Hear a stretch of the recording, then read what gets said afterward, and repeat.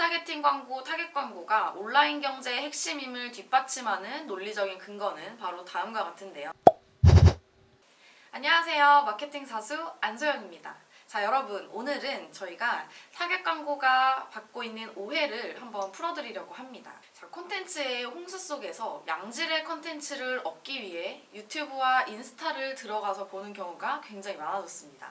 이렇게 광고를 통해 수익을 창출하는 소셜 네트워킹이나 커뮤니티 플랫폼을 사용하다 보면 필연적으로 광고를 볼 수밖에 없죠. 그런데 내 관심사가 아닌 광고를 마주할 때 참 황당하기가 그지없습니다. 그래서 저는요, 차라리 그냥 모든 쿠키를 허용해버립니다. 어차피 봐야 할 광고라면 차라리 제가 관심 있는 주제의 광고를 보는 편이 낫기 때문이죠.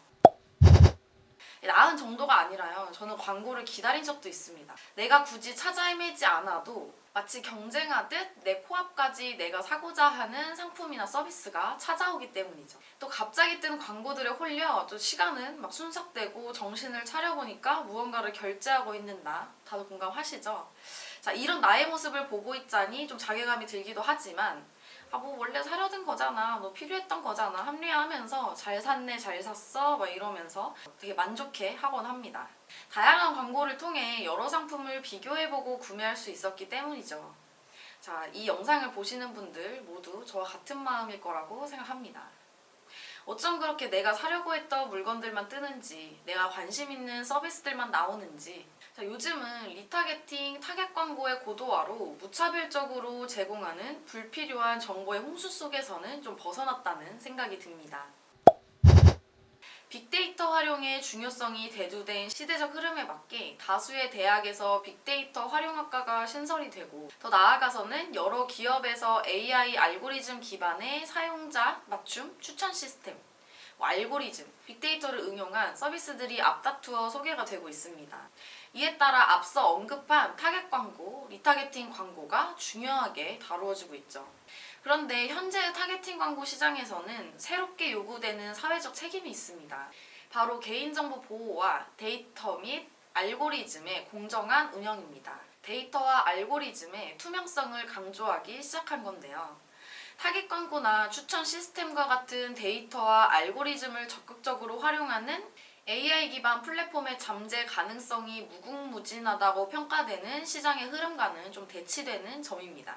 리타게팅 광고를 부정적으로 보는 입장에서는 리타게팅 광고를 표적 광고, 감시 광고라고 명명하고 있습니다. 표적 광고는 태생부터 감시적 특성을 내재하고 있기 때문인데요. 인터넷 사용자들의 일거수일투족을 들여다보면서 그들이 관심 있어 하는 광고를 적재적소에 노출했기 때문입니다. 이 같은 표적 광고 시장이 커질수록 광고 효율은 높아졌으나 감시의 정도가 깊어졌다는 입장도 있습니다. 다행히 쿠키 정보 삭제 권한이 사용자들에게 부여되고 있고, 거대 기술 기업들은 쿠키 수집 동의를 따로 받고 있었기 때문에 과도한 감시라는 비판은 받지 않을 수 있었는데요. 이렇게 시장의 가능성과 사회적 책임이 상충하고 있는 긴장 속에서 빅데이터와 AI 알고리즘을 사용한 리타게팅 광고 플랫폼을 국내 최초로 선보인 기업에서는 어떤 입장을 취해야 할까요? 빅데이터 테크 기업을 경계하는 국제기구뿐 아니라 글로벌 플랫폼 대다수가 있는 미국조차 감시 광고 금지법을 심사 중입니다.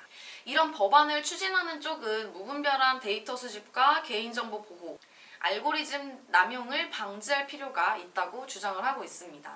자, 그러나 이는 사실 기우라고 해도 무방한 주장입니다.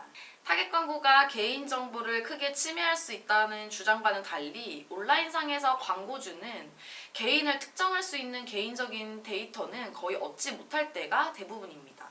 단지 잠재 고객에게 접근하기 위해 플랫폼의 비용을 지불하고 그 서비스 지면을 이용할 뿐입니다.